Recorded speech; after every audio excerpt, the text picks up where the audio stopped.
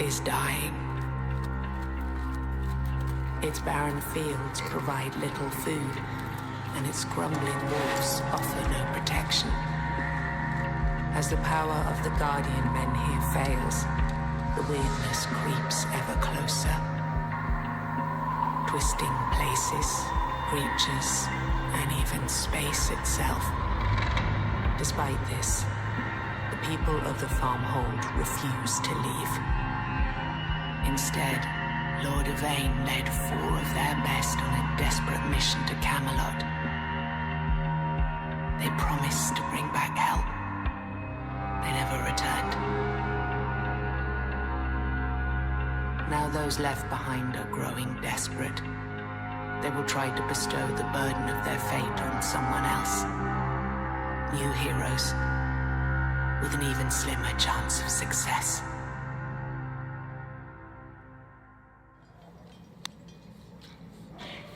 The weirdness is close now.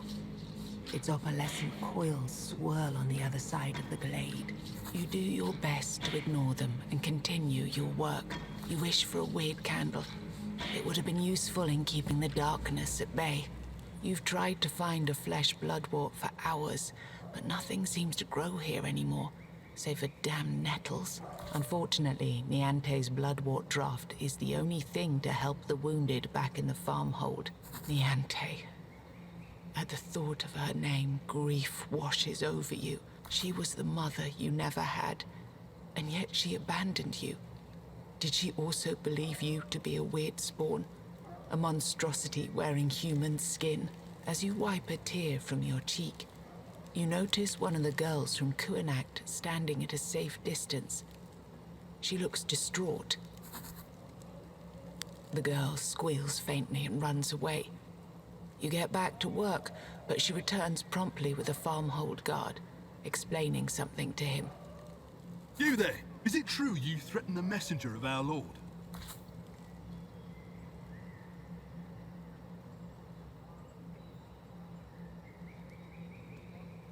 The guard's eyes narrow. Believe me, you don't want to try our patience, Herb girl. You'd be out of this farmhold a long time ago, if not for Nianta. Too bad she's no longer around. You are the next one to fulfill your duty as a member of our community. Lay an offering to our Guardian Menhir foundling. Prove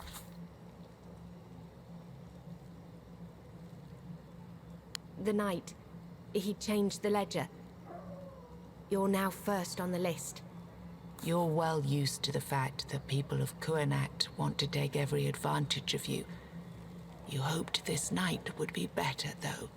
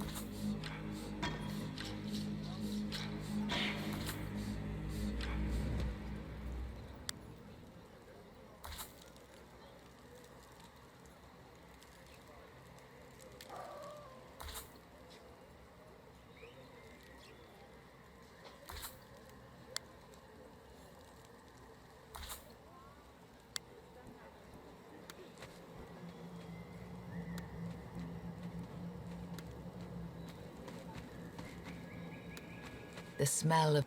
You damn peasants! You damn fools! That's no way to treat a man of my stature! It's a travesty! You're accustomed to drunks in Kuanacht. Another violent man under the influence thinking he's king of the world comes as no surprise. But what's truly alarming is the smell. No living creature should smell this bad. It must be a symptom of some sickness. Judging by his garb, he must have been an aristocrat, a lord of some kind. The armor he wears is of exceptional quality. Quality most folk in Kuanacht can't afford. The man looks at you, trying to concentrate and pull through his drunken haze. As if you cared. You just want to use me, like everyone else, to exploit me, and the fact that I need a drink. I need...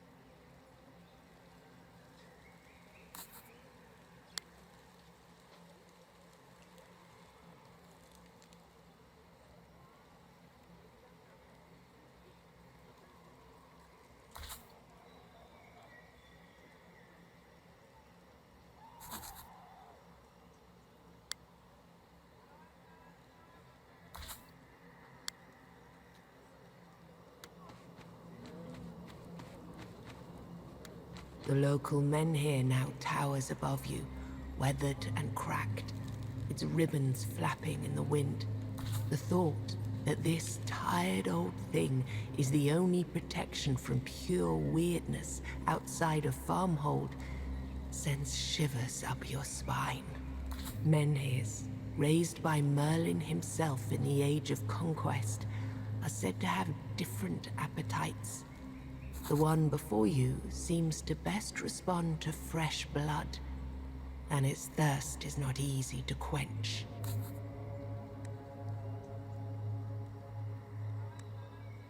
You push the blade deep into your forearm. The cracked stones drink greedily as your head begins to spin. You feel the menhir's power surging. Once again, the weirdness is pushed back. Once again, the land returned to Kuanacht is smaller than before, barely reaching past the furthest buildings of the farm. Bystanders disperse, and you sit down to catch your breath. Most of the people are now heading for the mead hall to raise a toast for yet another day Kuanacht bought itself with blood.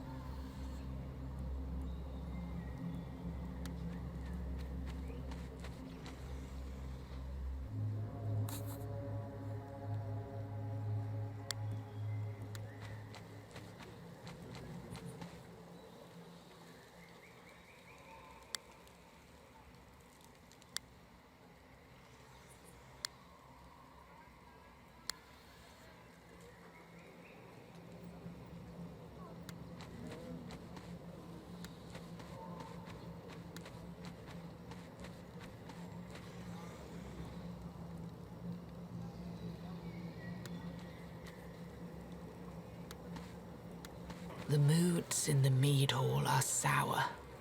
While relieved that the town bought some time, by now even the simplest of Kuanag's folk realize this can only go on for so long.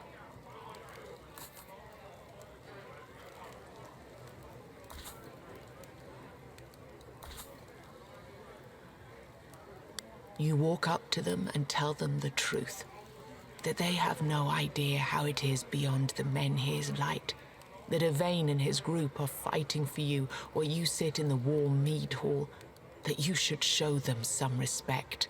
You almost believe this yourself. You take a place at the edge of the hall, while people begin to talk about sending someone else to find help for Kuanag. Many of them look toward you as they speak. You now feel stupid for drawing so much attention to yourself. Silence! Conversations cut off immediately. The crowd parts, and a massive figure pushes towards you. The maimed knight is here. Was he sitting in some far corner of the hall the entire time, or did he arrive just now? Leave us alone. Guards gently escort everyone but you outside, ignoring the pleas of people who just started their drinks. Guards take their posts on the other side of the door and make sure no one is eavesdropping by the outside wall. You're now alone with the knight, trying not to look at the bandages covering half of his face, or to think about unsettling stories you've heard about him. You were able to talk sense into these people, to hold things together when tempers ran high. Good. You might just be the person I was hoping to find. Someone who could handle an urgent task. I kept watching you today. I needed to see how well you deal with hardships and obstacles before I tell you the truth. Is he attempting to smile with the unspoiled half of his face? Or is it an angry grin? It would seem this secret is even worse kept than I imagined. Yes. The Menhir won't last much longer. How do you know? A good guess, then. When Lord Yvain left me...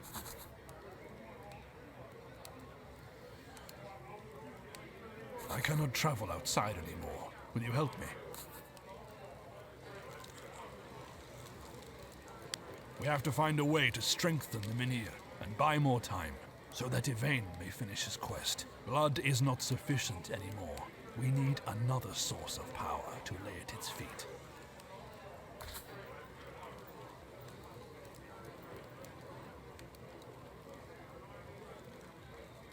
The knight reaches for the satchel at his side and hands you a couple of candles made from strange dark wax. You shudder. You never thought you'll have to use one of these foul things. Weird candles. Make every one of them count. Some more may still be bought around Kuanag, but they get scarcer by the day. And do not make a mistake of thinking that their light turns you invulnerable. If you keep peering too long into the weirdness, it is bound to look back.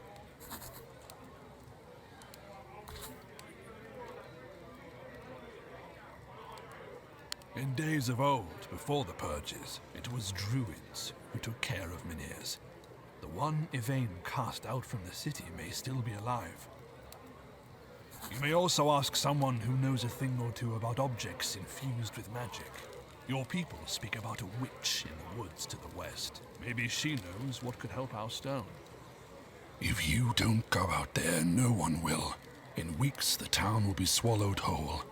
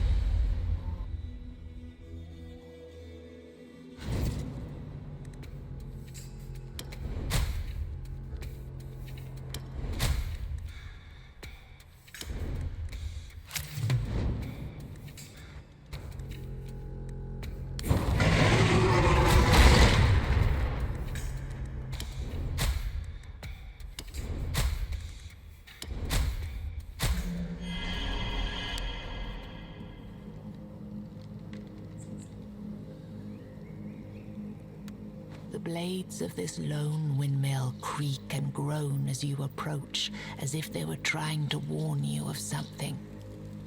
When you enter, the miller immediately announces, "My lord, I'm sorry. That's all I can give you this week."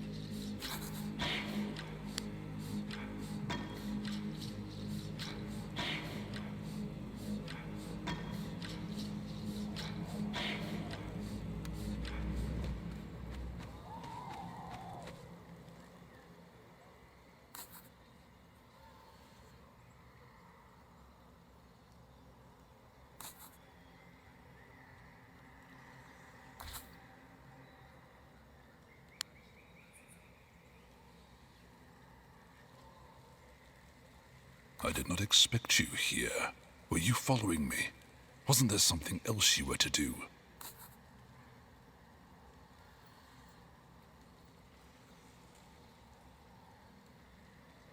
I was, but I wanted to see this place one last time. Do not change the subject. Why are you here? Were you following me? Don't I? Was I so bad at running your little ungrateful farmhold? All right, I understand. You need to trust me if you're to follow me. Ask away.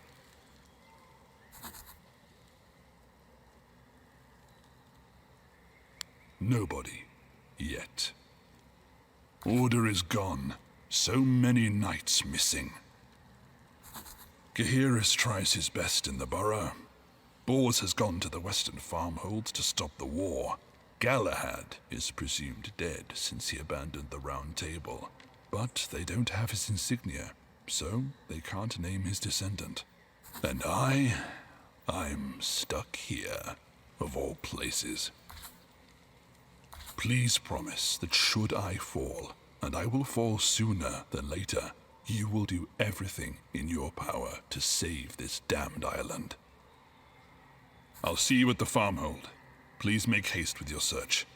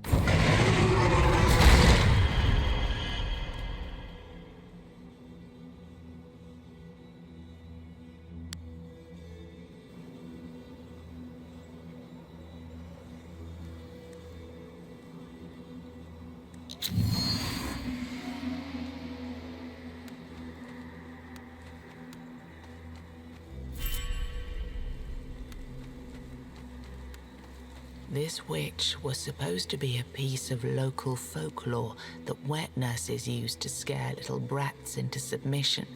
Now, as you stand in front of her place, you feel a shiver coming down your spine. Was she real all the time? Or did the weirdness conjure her from your town's myths and legends? Whichever is true, her devastated old ruin of a house looks like a piece of nightmare. Even though there's a faint candlelight coming from inside, everything about this place screams.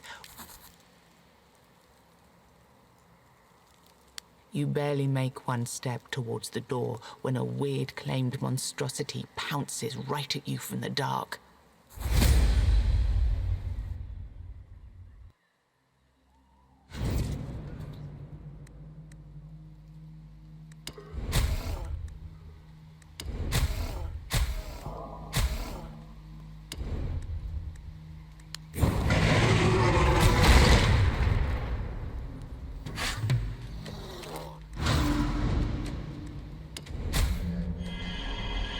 With the beast dead, there's nothing preventing you from entering the hut now.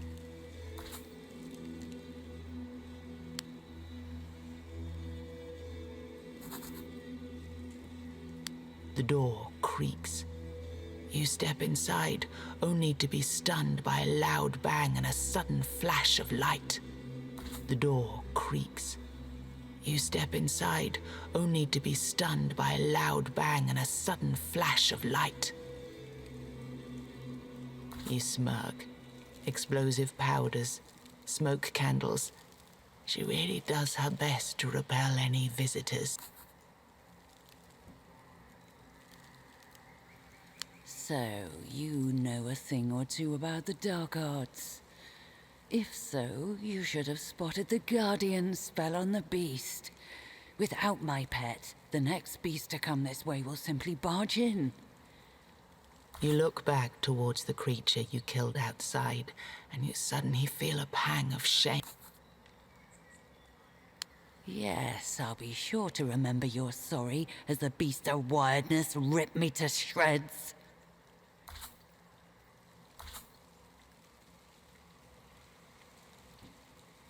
There might be a way to undo the damage you've done. I know a spell I could use to bind a new guardian to this place. There's one ingredient you have to bring me, though.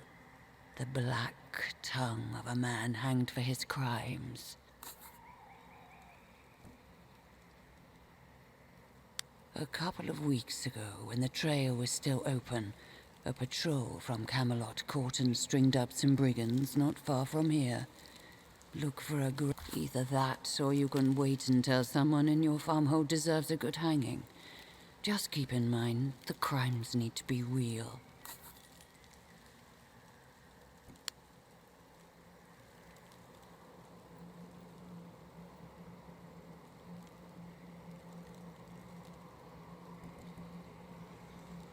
I told you I need the black tongue of...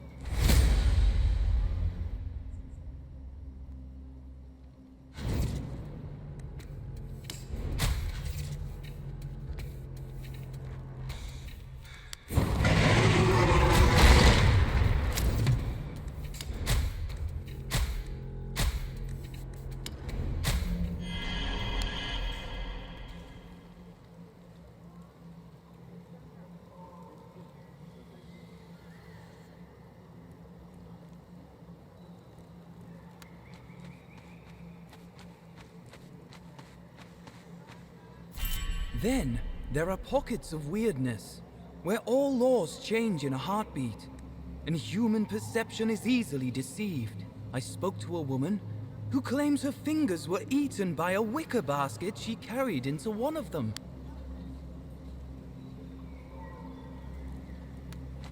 The small stone clocken looms in the mist. Over the years, you've heard many tales about the man who lives there. Some of them were used to scare the children of Kuanacht. Soon you notice the smoke rising slowly from the hut's chimney. A group of men set up their makeshift camp by the front door. It seems they're waiting for the druid to come out. Leader of the group looks at you from under his deep hood. His tattooed companions do not even honor you with a glance, but their unusual scars and crude clothing tell you everything. The Hill Tribe. Be gone. It's your last warning. People who are kind enough to warn you before they unsheathe their swords are a rarity these days. You approach the group, slowly and calmly. Wasn't I clear enough?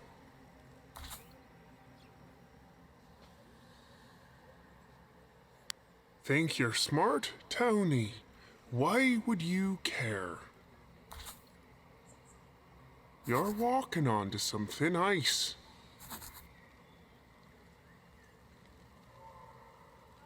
I doubt you've learned a thing or two about this, priestess. The man pulls down his hood, revealing a face twisted by the weirdness. One of his eyes is sagging, his mouth turned almost vertical. His skull is misshapen. He's right. That's not something you or anybody else could cure.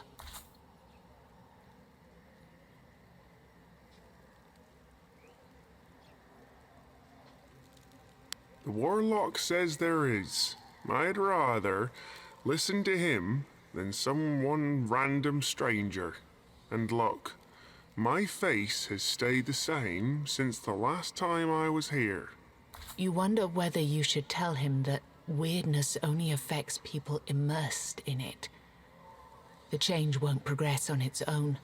The druid is clearly using him. Revealing this, however, could hurt your chances of meeting the druid.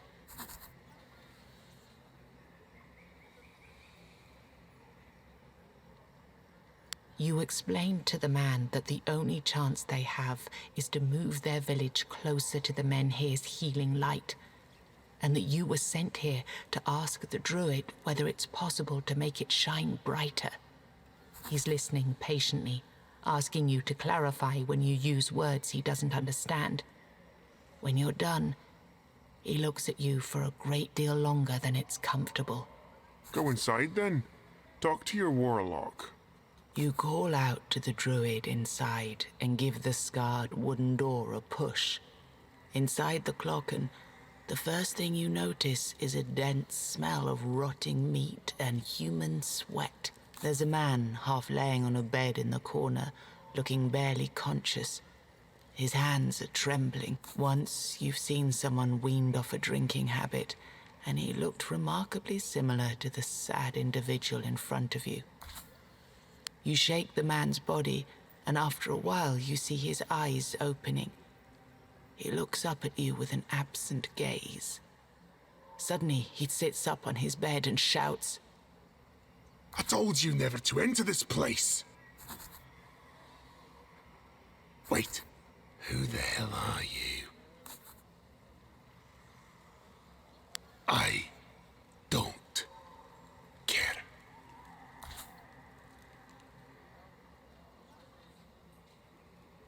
Now, that's smart. That's what I like to hear. I'll tell you what I want. I want to go back to Kuanacht and finally lie down in me own damn bed with enough mead and mushrooms to carry me over to the other side. In my own home. The home that was taken from me by your lord. One and only Yvain the Dickhead. Just remember, my old house, my old bed, me inside alone. No one's bothering me. Not now, not ever. Save for the time when I run out of meat or drugs. And an apology from Yvain when you're at it. You leave the druid's hut, still dizzy from the stench you felt inside.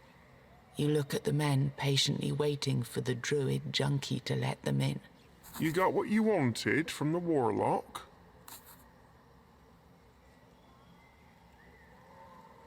I'm happy for you. I'm glad you're trying to fight against the weirdness. Did the warlock say anything about us?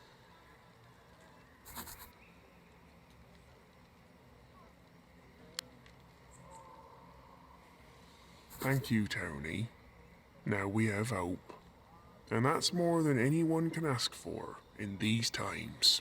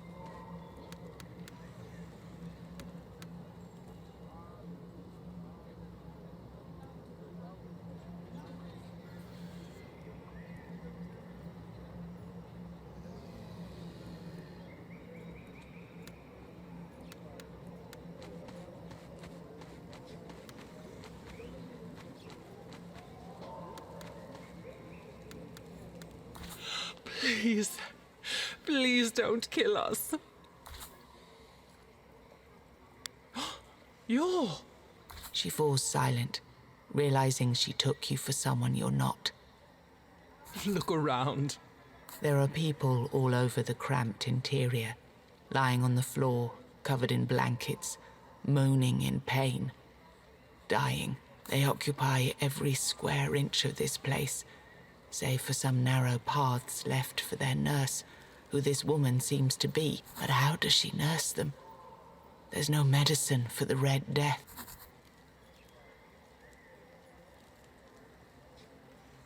It's a safe haven for the diseased. Travelers, townsfolks, people who would have died on the streets. All were taken by the Red Priest.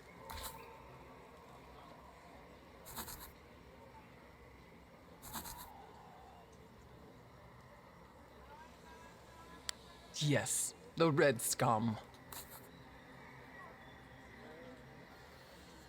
It's not true that they burn everyone who's beyond help. They gather them round and send them off to the island asylum, and there they...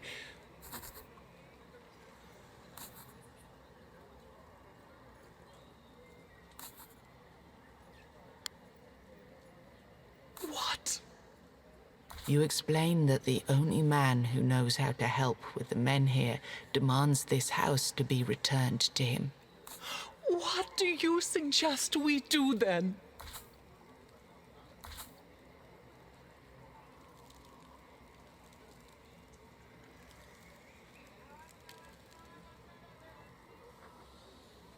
You start to explain that there's no point in keeping all these people alive, and that the medicine she's using to ease their pain can be used to get rid of it. She listens to you quietly, and you realize she's entertained this thought more than once. There's not nearly enough medicine for everyone.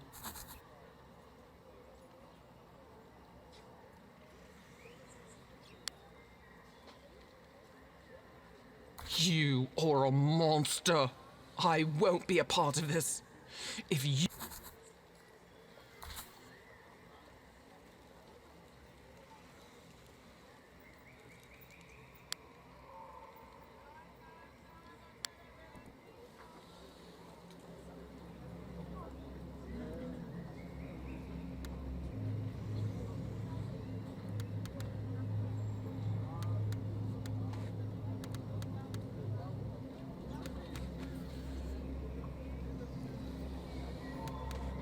So, what's your decision?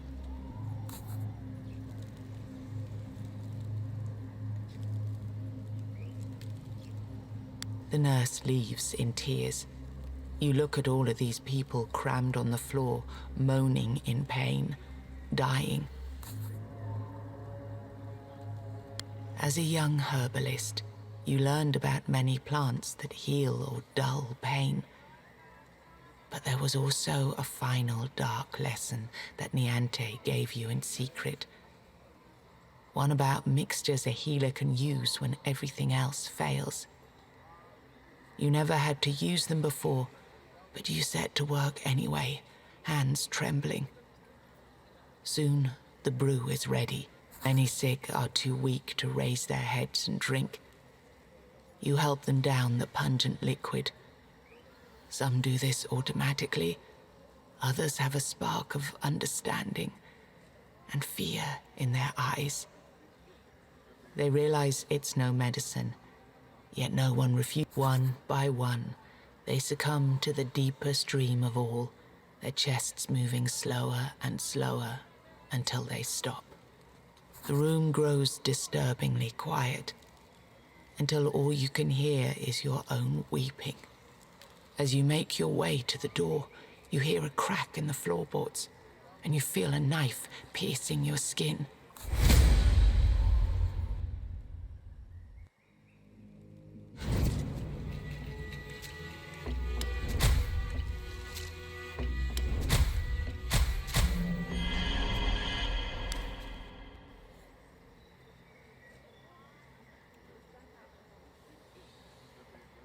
That was efficient, I must say. But the ends justify the means, don't they? Thanks for getting my house back. Now it's time for my part of the deal. As the Menhir's inner aura fades, the statue becomes more and more numb to the offerings. You need to rekindle it with something new, something it never felt. Magic from the homelands, powerful, ancient, magic. Camelot would be my guess. Short of that, the family graves of your Lord Yvain might be a place to check. His ancestors date back to the homelands, after all. Go there and dig until you find a relic of old. Then burn it as a sacrifice to the Menhir. This should do the trick. In days of old, Moonring knew everything about Menhirs. I was only fed scraps of this knowledge. If you care so much about the answers, maybe your people shouldn't have slaughtered most of the druids.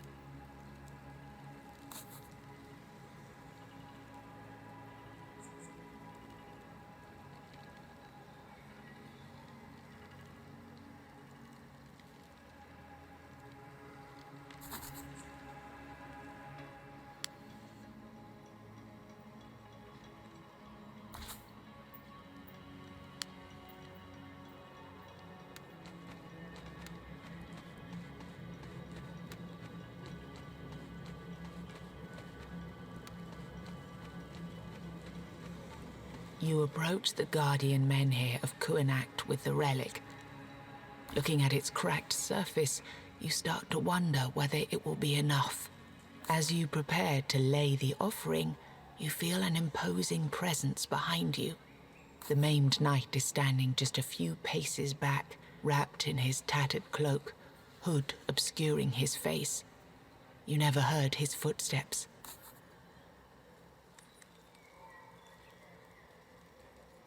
The flames begin to consume your relic, and you experience a familiar feeling. Things once again seem to come into focus as the Menhir's protective power surges fast. Perhaps too fast. The stone almost seems to be trembling. Then something breaks. Menhir's power disappears in an instant. A chilling wail sounds in the air, coming from within the statue.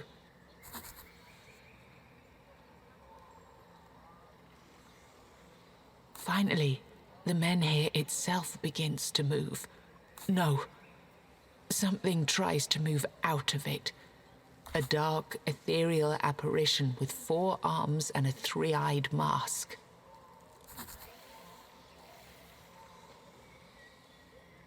Step back! The maimed knight throws back the cloak, and for a moment you are blinded. Beside you stands a true knight of the Round Table. His armor, though several hundred years old and mended in many places, shines in the torchlight like a falling star. The sight of his face, part of it twisted by weird, and the other part pristine like a portrait of some ancient hero, makes you stop in your tracks.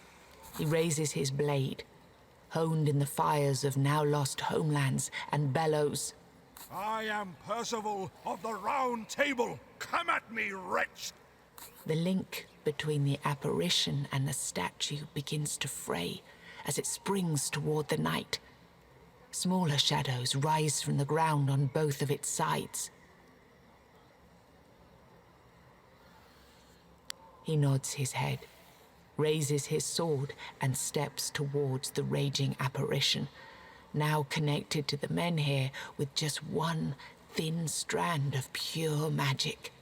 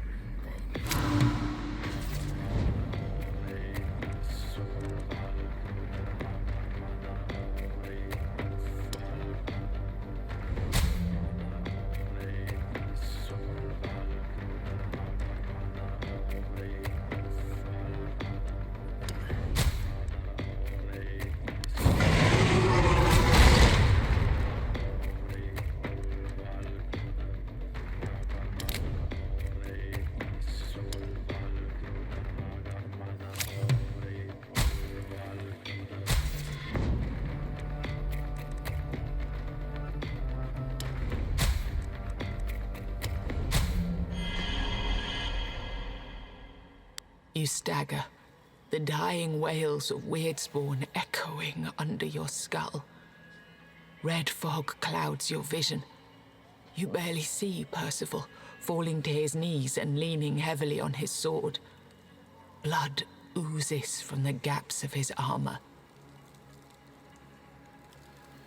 The spirit screams one last time and reunites with the Menhir. The familiar feeling that everything is real and in focus returns. Weirdness melts in the air. Percival collapses into the mud at the feet of the Menhir. Swaying from side to side, you reach the knight. Now that the rags covering him are gone, you clearly see there are worse things than fresh, deep wounds on his body. The weirdness twisted his flesh and changed half of his face into a gruesome mask.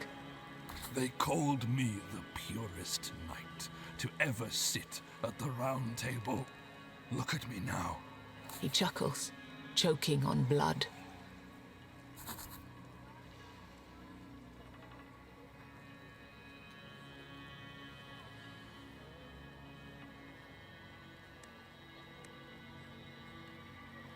People of Kuanakt left their homes, but they're too afraid to walk up to the Menhir. Instead, they watch from a safe distance and ignore your pleas. Your people, they would ask for my protection. I couldn't offer it. My mission required me to be on the move, search your lands.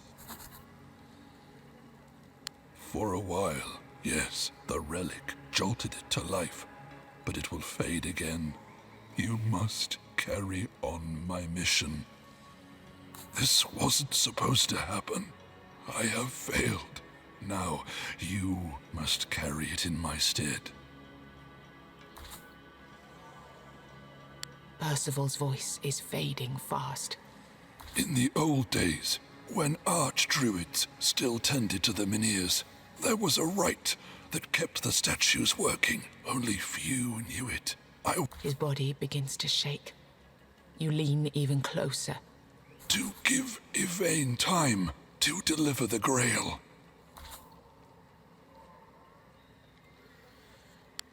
Percival's face grows more pale with his every forced breath. You see his hand reaching up. Please, my mind is slipping away. Find the rites. Help Yvain. People of the farmhold gather enough courage to walk up to the Menhir. You find it hard to believe not a single one of them tried to help you and Percival. Maybe the knight was right. Maybe you are this farmhold's last hope. You look at Percival's body again. Serene expression now frozen forever on his pale face. When a knight of the Round Table dies, people who found him are bound by law of the land to return his equipment and armor to Camelot, so that, in time, a new knight might take his place. You also have to ensure his burial. Some people raise the knight carefully. Soon you're left alone at the foot of the Menhir. Kuanakt and its vicinity are safe. For the time being, there are no more long-lost heirlooms to sacrifice or legendary knights to come to your aid. You feel you should discuss this with the rest of the people. As you look into the distance, you see weirdness receding.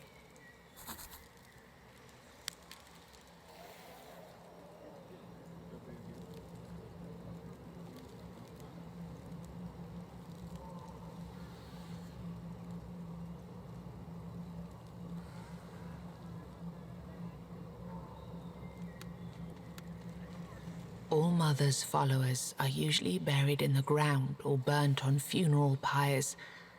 But in the homelands, far beyond the sea, nobility often raised magnificent tombs. Even though most capable artisans were either taken by the weirdness or left, people who were left behind do their best to create a monument befitting the legend. The monument stands proudly, dedicated to Sir Percival of the Round Table. They say the name Percival means the one who perseveres. If even a knight like that fell, what hope is there for you and the remnants of Kuanacht? As the crowd begins to disperse to mourn and celebrate in the Mead Hall, you feel that you should join them and discuss the future with the rest of the people. Once the mourners begin to disperse, you realize there is one last thing left to do. All of the knight's belongings are still here, neatly packed in a large leather sack. The law requires you to return his armor to Camelot so that, in time, someone else may be called to take his place at the Round Table. A real homeland blade and a suit of steel armor could take you far on your journey, but even touching them would be considered a crime. Perhaps your travels will eventually take you to Camelot.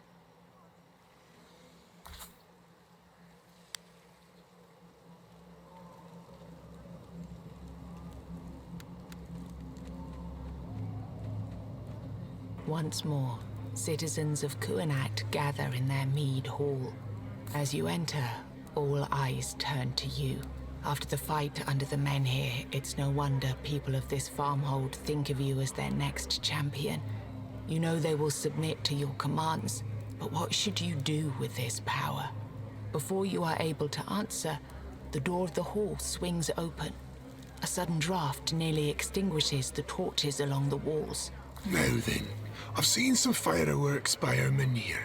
Did someone forget to invite me to a party? Kuanacht's residents are repulsed, and guards step forward to push the man out of the door. The druid smiles, revealing his blackened teeth. I am now a member of this community, just like all of you. Remember that. Everyone looks towards you.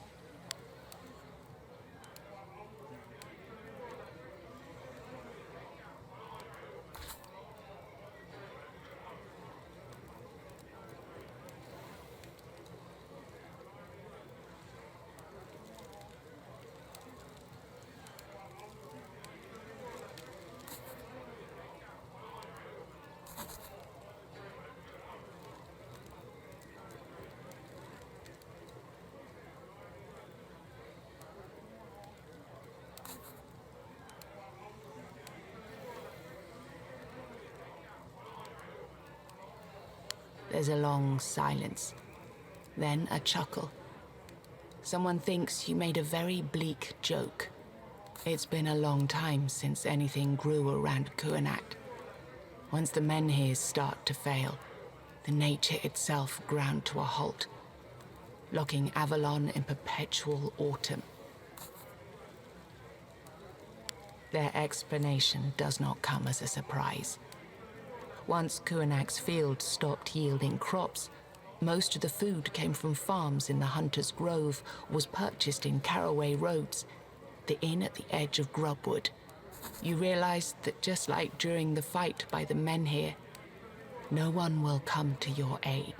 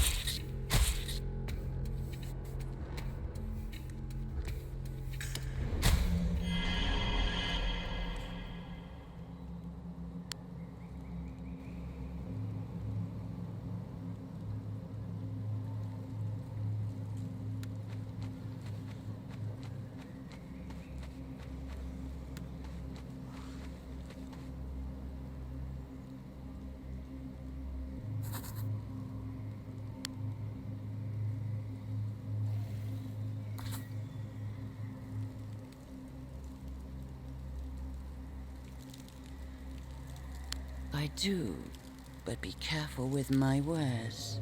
Some may cause harm if you don't know how to use them.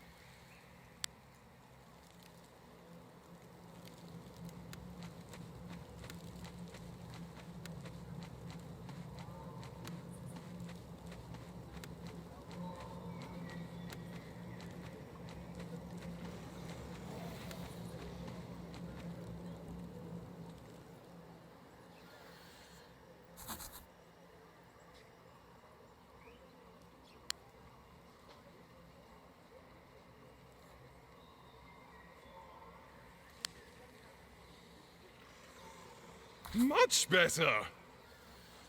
You asked what happened? Let's say I believe that you really care.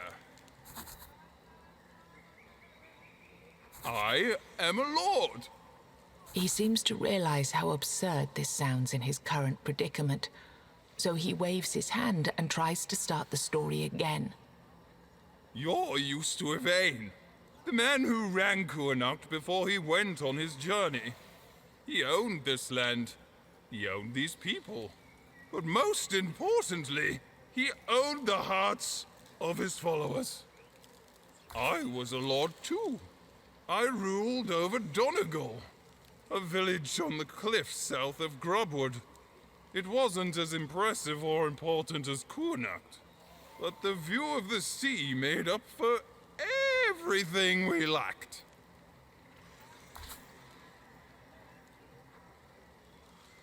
I wanted the best for my people. This is how they repaid me. When the weirdness crept in, I asked them for help. I asked them to help our village, to pull into the coffers and donate food from their granaries to build a foundation for the worst times. I asked them to build walls, to deter the bandits bound to come once their village stores were consumed.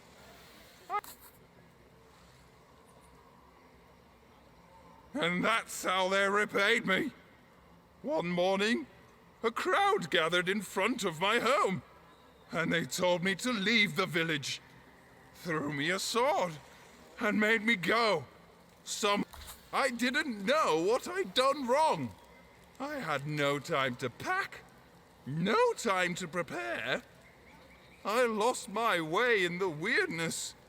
I don't know for how long, but I knew I'd come to Kurnacht because it was bound to be the only safe place on this side of Avalon. Yvain wouldn't let that happen to him, ever.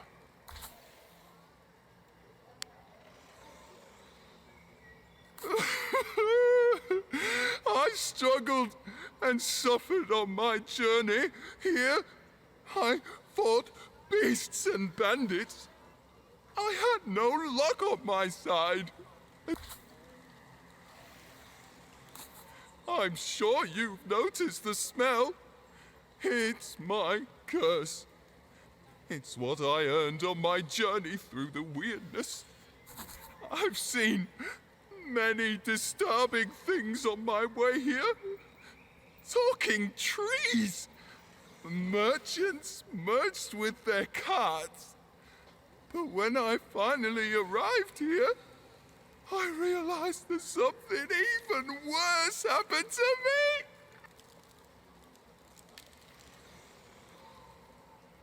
I don't wear my clothes anymore.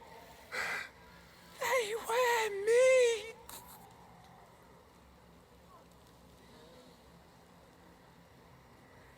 Imagine the look on the bandits' faces when they tried to rob me of my possessions.